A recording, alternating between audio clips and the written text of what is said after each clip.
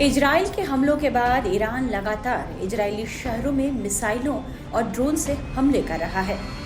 वहीं इजराइल का air defence system Iran के हमलों को नाकाम कर रहा है। इसके बावजूद भी ईरान के मिसाइल हमलों से इजराइल में खासा नुकसान नहीं हो रहा। ताज़ा हमला इजराइल के रमत गान इलाके में हुआ है। ईरान के इस हमले के बाद पूरे इलाके में हड़कंप मच गया है और सायरन की आवाजें सुनते ही लोग अपनी जान बचाकर भागने लगे। ईरान के इस हमले में कई इमारतों को भी भारी नुकसान पहुंचा है। ईरान के इस हमले के ठीक बाद टाइम्स नाउ भारत के संवाददाता मयंक सिंह रमत गान के उसी जगह पर पहुंचे जहां ईरान ने यह हमला किया है। हम इजराइल के रमत गान इलाके में हैं, जो कि आज पूरे दिन ईरान की मिसाइलों के जद में रहा और लाइन ऑफ फायर में रहा वो। और हमारे जस्ट पीछे अभी आप देख सकते हैं कि ऐसी ही बिल्डिंग जिसको कि एम्यूनिशन मिसाइल के टुकड़ों ने आके इस बुरी तरह से डिस्ट्रॉय किया हुआ है। और जब हम इस इलाके में एंटर कर रहे थे तो शीशे के टुकड़े और जो आसपास इन सब रबल्स के टुकड़े हैं वो पैर के नीचे पड़ रहे थे।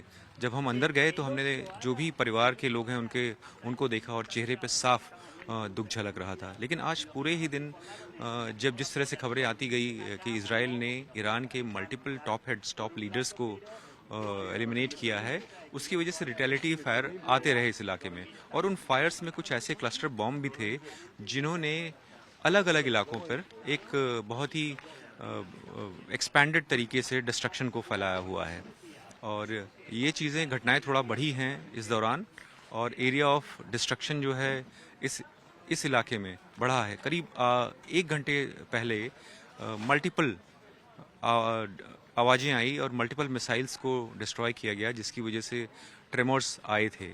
और उन्हीं में से एक ये था कि लगभग जो यहाँ हम आम लोगों से बात की तो उन्होंने बताया कि लगभग ये 3 से 4 बजे की घटना है जब ये यहाँ पे आके मिसाइल का टुकड़ा गिरा था और जिसने इस तरह के से घर को डिस्ट्रॉय कर दिया है। और आप देख सकते हैं कि घर वाले न सिर्फ अपनी बिखरी हुई चीज़ों को समेट रहे हैं, बल्कि एडमिनिस्ट्रेशन के कुछ लोग भी मदद कर रहे थे यहाँ से रबल को हटाने के लिए।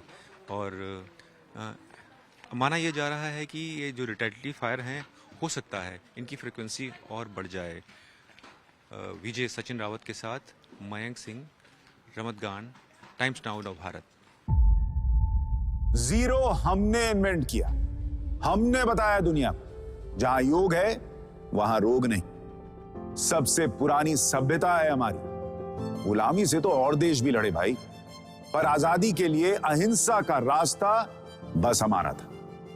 अपने पसीने से जमीन सींचता किसान और घर में घुसकर मारने वाले जवान, बस इसी मिट्टी ने जने। इसके हाथ ने जब थामा जज्बा तो इतिहास रचे।